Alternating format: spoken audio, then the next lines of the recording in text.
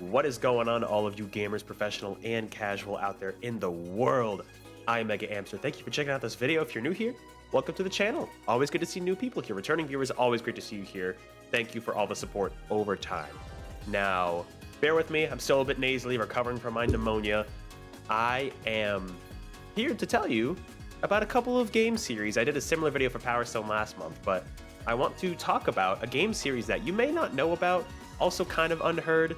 Honestly, I wonder if Power Stone's more popular. I know this game series has a tight-knit community, but I don't hear a lot of people ever talking about them. And those games are the Project Cross Zone games, which release on the, let me back that up, Nintendo 3DS, I believe. Let me check. The first one, was it 2013? I don't remember exactly. Oh, thought I saw it. This is 2015, really? I thought it was older for some reason. Oh no, sorry, I'm looking at Project Cross Zone 2, I'm dumb. It released in 2016 in the United States. I remember, over in the West. I think it released in 2015 in Japan. Okay. It looks like 2012 in Japan was when the original game was released. But anyways, yeah, these are essentially, if you've never heard of them, they are crossover strategy RPGs with kind of like fighting game mechanics. I don't know how to like describe it without, introducing that kind of concept. It's like an in-between of almost like a strategy RPG, like Fire Emblem, for example. And then the gameplay you're seeing here, this GIF I pulled up, which is from Project Cross Zone 2 specifically, is kind of like, it's not nearly as in-depth as a fighting game, but it's kind of like almost like an action fighting game. I don't know, it's such a weird way to describe it, but that's the best I can come up with here for you. We're going to go into each one of these games. I've recorded some gameplay footage. I personally love these games, especially 2. We'll get into that in a bit. But we got to start where it all started, right? The first game, like I said, on the 3DS. And both of these games have crossovers from SEGA, Capcom, and Bandai Namco characters. What's cool about the second game, we'll explore that later, is that it introduced some Nintendo characters as well, which is really cool. But for the most part, SEGA, Capcom, and Bandai Namco. As you can see here, we've got Kiryu Majima from Yakuza, and then Phoenix and Maya from Ace Attorney are in here as well. So some Sega and Capcom representation there. The enemy, I have no idea. I have no idea what the enemy's from. Maybe it might be Resident Evil? I don't know. That's the best I can come up with. But anyways, let's get into it. I'm just going to open up some of the footage here, and we can kind of take a look. Let me see. Also, apologies ahead of time for the, I don't want to say lack of quality with the video footage, but it's definitely not amazing. But see if I can raise it at all. How loud is that? Okay. I think hopefully you can hear that okay. I'll try not to talk too much over this, but this is the intro for the original Project Cross Zone. Pretty cool stuff. Just like a little cool, like, and I like the animation style here. What's interesting about the first game is that it stars, I believe there are 2 brand new characters. Let me pull up the character roster. I can try to find out their names. I forget them. Yes, Mi Koryuji, if that's how you pronounce that, and Kogoro Tenzai, original characters for this game, which is cool. So they're like the main protagonists technically, but you spend so much time with the other characters in this game.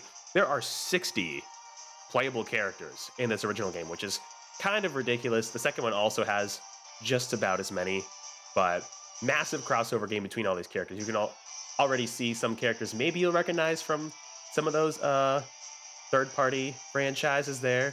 Of course, Street Fighter, Virtua Fighter, Mega Man, got a bunch in there. But anyways, let's kind of go to the gameplay here. I want to show you what it's about. Just a fair warning, these games are very, what's the right word? Fan servicey. It's like, because a lot of this wasn't, luckily, I mean, it's kind of a good thing. It wasn't censored like super heavily from Japan. I don't even know if there's English. I don't think there's English voice acting as an option. If there is, it's on Japanese by default. But it's like, because the culture is so different in Japan compared to the West, in Europe and the States, in North America in general, you'll notice some weird things, mainly with 2, but even the original is kind of a bit weird. So yeah, you have these 2 characters. It kind of starts off introducing them here, and you kind of learn that she's like a student, and then like Mi's a student, and then Kogoro is like her teacher, I guess. But essentially what's going on is they have like the whole general plot of this game is that there's a portal stone that gets stolen, and it pretty much opens up gates to other worlds. Of course, you need some kind of MacGuffin to explain why different characters are crossing over here. But in terms of general gameplay, so you can see here, kind of going through. So let me go here first. There we go. So this phase of the battle, you actually move around, pretty similar to Fire Emblem if you've played that. And you kind of can get to select different units to attack. What's cool about this game compared to something like Fire Emblem, normally you need like a ranged character in order to attack enemies from far. You have a little bit more range with these units here, and each unit you'll see is kind of in a pair here. So we don't play as me and Kogoro separately here. We play as them together in one pair. Those pairs are static. They can't change throughout the game. Actually, can they? I don't know. Those pairs I'm pretty sure are static, but fans of this game and the series, correct me in the comments if I'm wrong. But you can see here what happens if I go back a little bit. When you go up to an enemy, you can engage in battle. So we got the top screen is where you actually move around. The bottom screen kind of gives you more information about your unit and the enemies on the map. But once you engage in battle, you'll see the bottom screen. You have like a bunch of different combos that you can do with really ridiculous names. And you can see like you could do the A button, you could do side and A, down and A, up and A, back and A. It's pretty much all controlled by that. And of course, bottom left, you have like the enemy's HP. The bottom right is special attack meter. So if you fill it up to 100% at least, you could even go beyond that. You can do your special attack. Now, what's interesting about this gameplay is that when you attack, like you kind of do some knockback to the enemy. You'll see here on the left is the enemy here. And if you time it right, when they land after an attack, I think I do it here, but you see those yellow numbers. If you time your attack just right, you can get, oh, I did really good here. You can get critical damage on the enemy, which is super cool. You can also do more damage by attacking the back of an enemy. When you position yourself on the map, you can also, I think you get more from the side, to be honest. But then, of course, the enemies have their own phase. I will say the gameplay can get a bit mindless, so that's one thing to watch out for. It's just the same buttons over and over again. Like, it's not a super difficult game either if you're doing things right. I struggled with the second game a lot when I was first doing it, just because I wasn't upgrading my characters properly, and I made it way too difficult on myself. But you can see here, it's very flashy. The pixel art's beautiful. It's fun to watch. And that's kind of what keeps me through the game. Let me move on to the other clip I have for the first game specifically here. So this was after I did that first prologue, which is in a way a tutorial, but you can see here we've got some Tekken characters showing up, being Jin. And how do you pronounce her name? Is it Xiao? Let me know, Tekken fans, in the comments below. I've never known how to pronounce her name. But they are a pair in this game. And then we got random people showing up left and right. But what's cool is then we get like the Virtual Fighter characters here. So we got Akira and Pai, who are a combo in this game. Let me skip to this dialogue. There's a lot of dialogue in these games, by the way. It kind of makes it fun to see these characters interact a lot, I will say. That is a big selling point for me, at least in this game. I'm a sucker for these kinds of crossovers. You can see we're getting to more gameplay here. And yeah, so you see right there, I'm attacking the enemy from the side. And you could do a lot more damage that way, which is cool. And from the back, like I said, is where you get the most damage, I believe, if I remember correctly. And you got a lot of remix music too, which is really cool. So you get Jin's theme remix here, which I honestly love. I haven't played Tekken, but like I love the music from it. So that's great to see. And usually the music will change based on which pair you're controlling. So let me see if... All right, her. Oh, you might recognize that character. Let me wait for the moment they show up. The boys. They're the boys. They're here. So yeah, you can see like literally, you know, Sega's premier fighting game crossing over with Capcom's premier fighting game, crossing over with Bandai Namco's premier fighting game. So it's really cool. We get to see all these characters interact, and that's honestly like probably the highlight of this game. The gameplay, like I said, can get a bit tedious, which is unfortunate, but for me, especially with the second game, it's worth it for the character interactions. I believe, someone correct me if I'm wrong, is this like Ken's theme from Street Fighter 4? Definitely let me know in the comments. I'm not sure about the song, but it's something along those lines. So, and then once an enemy comes up to you to try to attack, you can defend, you can counter to do extra damage. There's a bunch of stuff you can do, but pretty much there's that. And so you'll come across all different types of enemies too throughout the games. And you can also, kind of like the Fire Emblem partner mechanic, in a similar way, if you're next to another pair, when you attack an enemy, you can call them in as support, which is really cool. So there's a lot of cool mechanics that go on. It's just the basic gameplay in this section can be quite basic, I will say. Oh, of course, we got to show off the special attack between Ryu and Ken. This gets sick. Obviously taking out Juri here. Did I time it right? Oh yeah, I did. Wait, no, I didn't. Those are gray numbers. You can tell by if it's yellow, those are the critical hit numbers, and those you deal max damage. I think those are gray from the footage I'm seeing here. Hadouken! So yes, very cool. And it's just cool to see, you know, you get introduced to way more characters later on, and they completely cross over with each other, and it's just fun. You know, it's a fun time. So, but with that though, what I actually want to do, I want to show you all the different characters in this game. So I pulled up the roster of all 60 characters, right? And maybe you'll recognize some of these. I guess spoilers if you don't want to know all these characters. But anyways, me and Kogoro, like I said, are original characters. Chris Redfield, Jill Valentine from Resident Evil, that's really cool. This is a weird pairing. It makes sense, but it's weird. Dimitri from Darkstalkers and Dante, obviously, from Devil May Cry. That was an interesting pairing they did there. Ryu and Ken, makes sense. Chun-Li and Morgan, also very interesting, but kind of cool. Of course, X and Zero, they gotta be together. These two, Riella and Kurt Irving, I guess they're from Valkyria Chronicles 3. I haven't played Valkyria Chronicles, but there you go, Valkyria Chronicles fans. This is probably the weirdest pairing in the game. Frank West from Dead Rising and Darkstalkers fans, how do you pronounce her name? I'm sorry. Is it Heisenko? Hasinko? I don't know. But anyways, really bizarre pairing.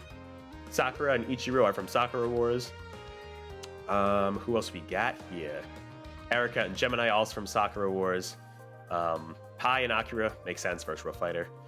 These two, so I've played the original Shining Force, but I have no idea what EXA is. Toma and Cyril, there you go. Zephyr and Leanne from Resonance of Fate, which is, I think that was an Xbox 360 SEGA game. Never played it, but there it is. Yuri and Celise from Tales of Vesperia. If you're a Tales fan, of course, Jin and... I'm guessing it's Xiao, right? I don't know. I probably butchered that. Kite and Black Rose, who I guess are from Dot Hack. Tielos and Cosmos, there you go. Fan service, I warned you. Soma and Elisa from Gaudi. I don't even remember Soma being in this game. Elisa I remember, for reasons. But Soma and Elisa, okay. Okay. Bro, come on. Haken and Kaguya. Oh, these characters, right. I don't know what Endless Frontier is, but like I love these character designs. Like the space cowboy dude, super cool. Okay, so this is what's interesting. Reiji and I think it's Xiaomu from Namco Cross Capcom. Now Namco Cross Capcom, which is I guess a fighting game that came out in like the previous generation, is kind of seen as the predecessor to both Project Cross Zone games, and they're actually referenced a lot more heavily in the second game specifically, but they are here as a pair combo you can get in this game. Some of the enemies show up here too. All right, so that's all the team units. Now in terms of solo characters, those are characters you can swap around between different teams, kind of like supports, but they can also build on top of supports, so they're like permanent side solo characters that you can equip to pairs of units in the game. So they have Lady from Devil May Cry, Arthur from Ghosts and Goblins, which is really cool, Batsu from Rival Schools, so Rival Schools shout out there, and Juri, spoiler alert, you can unlock her as a character there. Ulala from Space Channel 5. I don't know who Bruno Dynamite Deca, no idea, it's probably a deep cut somewhere. Tron Bond, which is great. I don't know who Devilot is, Cyberbots, some of these I really don't know, but Bond is from Fighting Vipers, I guess, which is another Sega fighting game, and then Resonance of Fate, again with Vacheron here. Valkyria Chronicles 3, another side character there. Rikia Busujima from Zombie Revenge, couldn't tell ya. Flynn from Tales of Vesperia, and Valkyrie from Adventure of Valkyrie, which is also kind of a deep cut. And you can get Elisa and Heihachi from Tekken, which are really cool. I don't know these characters. All right, we're almost done here. I love to go through the rosters because it's really fun. You know, I just love to look through them. It's not gonna let me look through this, is it? There we go. Naneko, no idea. So Saya is one of the villains from Namco Cross Capcom. So she's here, which is really cool. Is that it? I think that sounds right. Okay. So as you can see, so many different characters, both solo and you know, as a pair, a tag team you could do. So that's really the appeal of these games. The main appeal, I would say. Like the gameplay's still fun. It could be flashy, but it's like not. It's really not the main focus. Like it's so cool to have all these different characters from these 3 different huge third parties that, you know, they have a ton of IPs and a ton of characters. So it's really cool to see them all in there. All right, let's move on to the second game. This song is weirding me out, but it is from the second game actually. But I just want to give a fair warning when it comes to this gameplay because 1, obviously, like I mentioned, the fan service earlier, it's honestly even worse in this version. 2, this game, I mentioned Nintendo before, has a huge Xenoblade Chronicles spoiler that they just kind of throw out at you. So if you want to avoid that, please stop watching this video as much as I want to show you this game. Just a little bit of a heads up there. This is how I found out about the spoilers. I played this game way before Xenoblade Chronicles. So with that, the other thing I want to do is for you to listen to this intro because this intro is nuts. One of my favorite, there you go, that's my 3DS. One of my favorite intros of all time. I'm not going to talk at this point. Just watch and enjoy and listen. Sorry, the quality's not going to be great, but.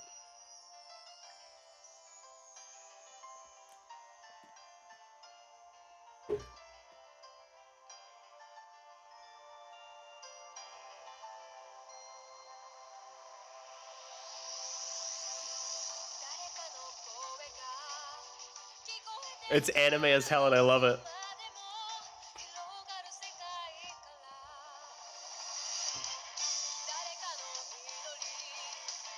You can go look it up the full one on YouTube if you want better quality here. I should have pulled it up, but too late.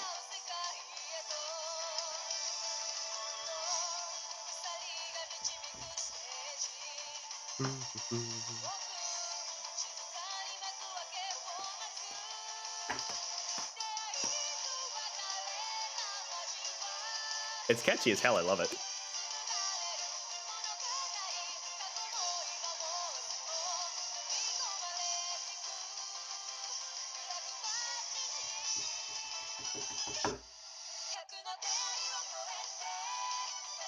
And honestly, not to butt in again, but I feel like this intro does a much better job of introducing a lot of the characters that appear in this game compared to the first one. The first one was still good, but yeah, there you go, fan service. You love to see it. You have a fair warning there, but this intro's just so good.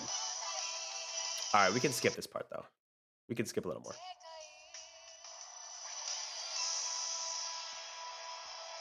Yeah, I absolutely love that intro. So really not too much different here, although I will say, excuse me, the main reasons why I like this game a lot more than the first one, the big reason is the fact that the chapters here, for the most part, are way shorter than the first game. Some chapters in the first game take like at least an hour to get through. Some of them are really, really long. Where they definitely have more chapters in this game, but they're a lot shorter. It's about a 50-hour game, if I remember this one correctly. I just finished it for the first time like 2 years ago. Because like I mentioned previously, I wasn't upgrading my characters well enough. And at that point, I got screwed over at the very end of the game. But then I did it 2 years ago, finally beat through it. And for the most part, I do like the characters more overall. Now, what's interesting about this game, me and Kogoro from the first game are gone. Now, Reiji and Xiaomu, who I mentioned were from Namco Cross Capcom, they were kind of like the main characters in that fighting game. They are now the main characters of this game, too. So, what's interesting is that you can you don't really need to play the first Project Cross Zone to play 2. Now, I do hear, and I haven't played Namco Cross Capcom, but I think you get more out of the story here if you play that game and then play. But you don't have to. You really don't have to. You learn about Reiji and Xiaomu and Shinra and Uma, as they're called in this game. And it's just kind of cool to see. It's pretty much, they reference a lot of events from Namco Cross Capcom. I guess maybe it's story mode or whatever it has. That I never experienced that, but it's interesting, you know, that they kind of went back. They got rid of the main characters from the first game and then brought Reiji and Xiaomu back into the main spotlight here. And they're also, it's a lot of fan service. They got some weird thing going on. That's all I know. But this is kind of the tutorial prologue of this game. You can see the gameplay's pretty much similar. Honestly, in terms of gameplay, it looks almost the exact same. It's just kind of cleaned up a little bit here and there. You can see the positioning, the attacks there. Some of the UI elements are a little upgraded, which I like. But there's really... Oh, we can see their special move. The special move's pretty cool. This one's pretty basic just because it's the prologue. And we only have Reiji and Xiaomu here. But it's cool to see their special move at least. And it's just, like I said, it's a fun game, not too in-depth. So it's a good, like, turn your brain off kind of game, I gotta say. Even with the strategy RPG elements, that's not super in-depth. You know, it's really just a flashy game. You enjoy it for the character interactions, so that's really what it is. So if you're a sucker for crossover games like I am, then you'll probably appreciate this game, especially if it's like you're into like SEGA, Capcom, and Bandai Namco, and in this case, some Nintendo characters, which we will get to in a little bit. So just to quickly go through this one, this is the second chapter of the prologue. So this one focuses on the Sakura Wars characters specifically. This game does take a little longer to get into the crossover elements than the first game, as you saw previously with the footage. But it's kind of a slow burn. But then eventually, once the prologue's done, everybody's crossing over left and right. You know, Phoenix and Maya show up in the Yakuza world, and it gets all weird. So not too much else to show up here. But as you can tell, this game is dialogue heavy. You know, but if you're into that, if you're into the crossovers here, then I think you will get a lot out of it. But yeah, like I said, very fan servicey, even more so than the first game. So do keep that in mind. But here you can see an example of the support characters here. Right. So you can see them coming in as well. But on top of that, if you also equip a solo character to your kind of your group of 2 characters there, then you can have like 5 characters attacking on the screen at once. It's honestly crazy. So really cool stuff there. But yeah, I mean, that's pretty much it in terms of gameplay. You know, either you could probably tell whether this is for you or not. You know what I mean? It's really not going to be for everybody there. Oh, shut up. But one thing I want to do before ending this video, this is going to be a long one. Okay, anyways, thank you for joining if you did. Like I said again, massive spoiler warning for Xenoblade Chronicles specifically, because this game just throws that out at you. So all right, with that, that is enough spoiler warning. Like I mentioned, I do like these characters more in this game. Akira and Kagemaru are now paired together. They changed up the pairs from the first game. I don't know Kagemaru very well. Elise is on her own now. 80, I don't really know very well. We get Axel Stone from Streets of Rage. That's sick. Captain Commando, which is really cool. Chris and Jill together. Prom and Lucina, I love that combo. They're here. They're very fun. Chun-Li and Xiao, if that's how you pronounce her name, from Tekken are now together. And, you know, it honestly, that pairing makes more sense than what they had in the first game. You also get Ciel and Nana they are also from God Eater, I believe. Dante and Virgil makes so much more sense. As cool as it was to have Dimitri here, you see Dimitri's with Morgan now. They shuffled up those pairings. These pairings make a lot more sense. Estelise is here on her own. Felicia's on her own now. Heihachi is still on his own. Hibana, I believe, is from... I don't know if she's from Shinobi or like a related series. Ichiro and Erika are together. Ingrid is here. I believe she's from Street Fighter 4. Correct me in the comments if I'm wrong. You get Jin and Kazuya now, which is a really fun pairing. Especially, I love putting Heihachi with them too. It's really fun. Why is that music so loud? Let me turn that down. Just a tad bit. June. Oh, what is she from? Star Gladiator, maybe? I forget that. But we got Kazuma and well, Kiryu and Majima now from Yakuza. Kite and Haseo. I don't know Haseo very well. Cosmos and Fiora. All right. Just gonna go right over those. Leanne's here on her own now. Leon's here on his own. X and Zero, you gotta keep together. Natsu. I think she's from Soul Calibur. Could be wrong. Pai's on her own now. Phoenix and Maya, which is an awesome combo. It's like, how do they attack? I don't know. Look at Marvel vs. Capcom 3. You tell me. Reiji and Xiaomu are here. Ryo from Shenmue's here. Ryu and Ken are still together. Sakura and Gemini are now together. Dude, Segata Sanshiro, man. Love the fact that they put Segata Sanshiro in this game. It's so good. Strider and Hatsuma. Really cool combo there. Ulala's here again. Valkyrie's here again. Yuri and Flynn are now together. And then Zephyr and Vacheron are now together. So what's cool, and you can see some of the enemies here. You might recognize some of these enemies. Bro, Metal Face being here gave me so much crap when I originally played this game. That's why I kept losing, was because of Metal Face. I had an early hatred for Metal Face before I even played Xenoblade Chronicles. So there you go. I guess these two, I think, are also from, a lot of these characters are actually from Namco Across Capcom, which is super duper cool. But anyways, I don't want to make this video too much longer than, oh my god, this video is long. I hope you enjoyed watching this if you did. I just wanted to talk about these games, show them off. I don't think they're really talked about a lot, but the second game in particular is one of my favorite games of all time. Like I said, even though it gets a little tedious in terms of gameplay, it looks so good. I love the pixel art. It's so flashy. And I love the character interactions. There's a lot of dialogue here, a lot of fan service, depending on if you're into that. It's really fun. I don't know. I think it's a really fun time. But with that, let me know in the comments below what you think. If you've played either of these games before, let me know your thoughts, if you enjoyed them or if you didn't. And let me know if I've convinced you to maybe pick one of these up. They might be kind of expensive on 3DS now, because you'd have to get a physical copy at this point. So keep that in mind. But they're really fun. I would say if you're going to pick either, because you really don't have to play both, I would say pick the second one. I think the second one is far and away the superior game. But let me know in the comments below what you think, and I will catch you all in the next one. Take care.